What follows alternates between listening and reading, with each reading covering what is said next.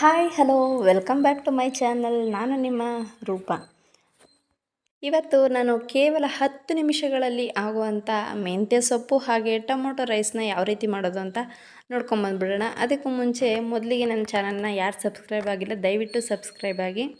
ಮೊದಲಿಗೆ ನಾನಿಲ್ಲಿ ಒಂದು ಮಿಕ್ಸಿ ಜಾರಿಗೆ ಒಂದು ಮೀಡಿಯಮ್ ಸೈಜ್ ಈರುಳ್ಳಿನ ಉದ್ದುದಕ್ಕೆ ಕಟ್ ಮಾಡಿ ಸೇರಿಸ್ಕೊಂಡಿದ್ದೀನಿ. ಹಾಗೆ 4 ಮೀಡಿಯಮ್ ಸೈಜ್ ಟೊಮೊಟೊನೂ ಕೂಡ ಇಲ್ಲಿ ಕಟ್ ಮಾಡಿ ಸೇರಿಸ್ಕೊಂಡಿದ್ದೀನಿ. ಹಾಗೆ 1 ಹಿಡಿ ಆಗೋಷ್ಟು ಕೊತ್ತಂಬರಿ ಸೊಪ್ಪು, 1 ಇಂಚು ಶುಂಠಿ, 3 ಬೆಳ್ಳುಳ್ಳಿ, ಹಾಗೆ 2 ಚಕ್ಕೆ, 7ರಿಂದ 8 ಲವಂಗ, 1 ಹಿಡಿ ಆಗುವಷ್ಟು ಹಸಿ ಕೊಬ್ಬರಿನ ನಾನಿಲ್ಲಿ ಸೇರಿಸ್ಕೊಂಡು ಚೆನ್ನಾಗಿ ಗ್ರೈಂಡ್ ಮಾಡ್ಕೊತಾ ಇದ್ದೀನಿ. ನಂತರ ಒಂದು ಪಾತ್ರೆನ ಬಿಸಿ ಮಾಡಲಿಕ್ಕಿಟ್ಟು ಅದು ಬಿಸಿ ಆದ ನಂತರ ಅದಕ್ಕೆ ಅರ್ಧ ಕಪ್ ಆಗುವಷ್ಟು ಎಣ್ಣೆನ ಸೇರಿಸ್ಕೊಂಡಿದ್ದೀನಿ. ಅದಕ್ಕಾದ ನಂತರ 1 ಚಕ್ಕೆ, 4 ಲವಂಗ, 2 ಏಲಕ್ಕಿನ ನಾನಿಲ್ಲಿ ಸೇರಿಸ್ಕೊಂಡು ನೆನೆಸಿಟ್ಟಿರ್ತಕ್ಕಂಥ ಬಟಾಣಿನೂ ಕೂಡ ನಾನಿಲ್ಲಿ ಸೇರಿಸ್ಕೊಡ್ತಾ ಇದ್ದೀನಿ. ಹಾಗೆ ಇದಕ್ಕೆ ನಾನಿಲ್ಲಿ ಸಣ್ಣದಾಗಿ ಕಟ್ ಮಾಡಿ ಇಟ್ಕೊಂಡಿರ್ತಕ್ಕಂಥ 1 ಕಪ್ ಆಗುವಷ್ಟು ಮೆಂತ್ಯ ಸೊಪ್ಪನ್ನು ನಾನಿಲ್ಲಿ ಸೇರಿಸ್ಕೊಂಡು ಚೆನ್ನಾಗಿ ಬಾಡಿಸ್ಕೊತಾ ಇದ್ದೀನಿ.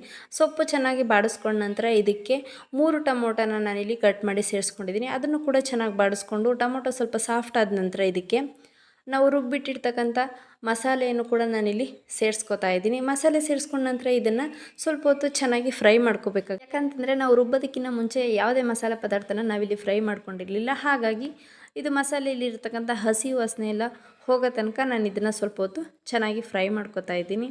ನೋಡಿ, ಇಷ್ಟು ಫ್ರೈ ಆದರೆ ಸಾಕಾಗುತ್ತೆ. ಇದಕ್ಕೆ 1 ಸ್ಪೂನ್ ಆಗುವಷ್ಟು ಅಚ್ಚ ಖಾರದ ಪುಡಿ ಹಾಗೆ 1 ಸ್ಪೂನ್ ಆಗುವಷ್ಟು ಧನಿಯಾ ಪೌಡ್ರನ್ನು ನಾನಿಲ್ಲಿ ಸೇರಿಸ್ಕೊತಾ ಇದ್ದೀನಿ. ಇದನ್ನು ಸೇರಿಸ್ಕೊಂಡ ನಂತರ ಮತ್ತೊಂದು ಸತಿ ಚೆನ್ನಾಗಿ ಇದನ್ನು ಮಿಕ್ಸ್ ಮಾಡ್ಕೊತೀನಿ. ಇದು ಮಿಕ್ಸ್ ಆದ ನಂತರ ನಾವು 1 ಅಕ್ಕಿಗೆ 2 ಅಳತೆಯ ನೀರನ್ನು ನಾನಿಲ್ಲಿ ಸೇರಿಸ್ಕೊತಾ ಇದ್ದೀನಿ. ನೀರನ್ನು ಸೇರಿಸಿದ ನಂತರ ಮತ್ತೊಂದು ಸತಿ ಇದನ್ನು ಚೆನ್ನಾಗಿ ಮಿಕ್ಸ್ ಮಾಡಿಕೊಂಡು ಇದಕ್ಕೆ ಇವಾಗ ನಾನು ರುಚಿಗೆ ತಕ್ಕಷ್ಟು ಉಪ್ಪನ್ನು ಕೂಡ ನಾನು ಇವಾಗಲೇ ಸೇರಿಸ್ಕೊತಾ ಇದ್ದೀನಿ. ಉಪ್ಪನ್ನು ಸೇರಿಸಿದ ನಂತರ ಮತ್ತೊಂದು ಸತಿ ಇದನ್ನು ಚೆನ್ನಾಗಿ ಮಿಕ್ಸ್ ಮಾಡ್ಕೋಬೇಕಾಗತ್ತೆ. ಚೆನ್ನಾಗಿ ಮಿಕ್ಸ್ ಆದ ನಂತರ ಒಂದು ಲಿಡ್ನ ಕ್ಲೋಸ್ ಮಾಡಿ ಒಂದು 2 ನಿಮಿಷ ಇದನ್ನು ಕುದಿಲಿಕ್ಕೆ ಹಾಗೆ ಬಿಟ್ಬಿಡೋಣ. ಇವಾಗ ಒಂದು 2 ನಿಮಿಷ ಆಗಿದೆ. ಪ್ಲೇಟ್ ತೆಗೆದು ತೋರಿಸ್ತೀನಿ ನಿಮಗೆ. ನೀರು ಕೂಡ ಇಲ್ಲಿ ಚೆನ್ನಾಗಿ ಕುದೀತಾ ಇದೆ. ನಾನಿವಾಗ ಇದಕ್ಕೇ ಅಕ್ಕಿನ ಇಲ್ಲಿ ಸೇರಿಸ್ಕೊತಾ ಇದ್ದೀನಿ. ಅಕ್ಕಿನ ಸೇರಿಸಿದ ನಂತರ ಮತ್ತೊಂದು ಸತಿ ನಾನು ಇದನ್ನು ಚೆನ್ನಾಗಿ ಮಿಕ್ಸ್ ಮಾಡ್ಕೊತಾ ಇದ್ದೀನಿ. ನಂತರ ಇದಕ್ಕೆ ನಾನು ಕಟ್ ಮಾಡಿ ಇಟ್ಕೊಂಡಿರ್ತಕ್ಕಂಥ ಕೊತ್ತಂಬರಿ ಸೊಪ್ಪನ್ನು ಕೂಡ ಸೇರಿಸ್ಕೊಂಡಿದ್ದೀನಿ. ಸೇರಿಸ್ಕೊಂಡ ನಂತರ ಒಂದು ಸತಿ ಚೆನ್ನಾಗಿ ಮಿಕ್ಸ್ ಮಾಡ್ಕೊತೀನಿ.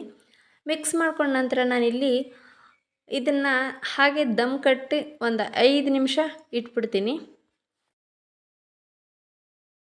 5 ನಿಮಿಷ ಆಗಿದೆ. ಇವಾಗ ನಾನಿಲ್ಲಿ ಪ್ಲೇಟ್ ತೆಗೆದು ನಿಮಗೆ ತೋರಿಸ್ತಾ ಇದ್ದೀನಿ. ನೋಡಿ ಎಷ್ಟು ಚೆನ್ನಾಗಾಗಿದೆ ಅಂತ. ಅನ್ನ ತುಂಬಾ ಸಾಫ್ಟಾಗಿ ಉದ್ದುದ್ರಾಗ ಆಗಿದೆ. ಎಲ್ಲೂ ಕೂಡ ಅನ್ನ ಬೆಂದೋದ ರೀತಿ ಆಗಿಲ್ಲ, ಹಾಗೆ ತಳನೂ ಕೂಡ ಹಿಡ್ದಿಲ್ಲ. ಇವಾಗ ಇದನ್ನು ಒಂದು ಸತಿ ಚೆನ್ನಾಗಿ ಮಿಕ್ಸ್ ಮಾಡಿಕೊಂಡು ನಾನಿವಾಗ ಸರ್ವ್ ಮಾಡ್ಕೊತಾ ಇದ್ದೀನಿ.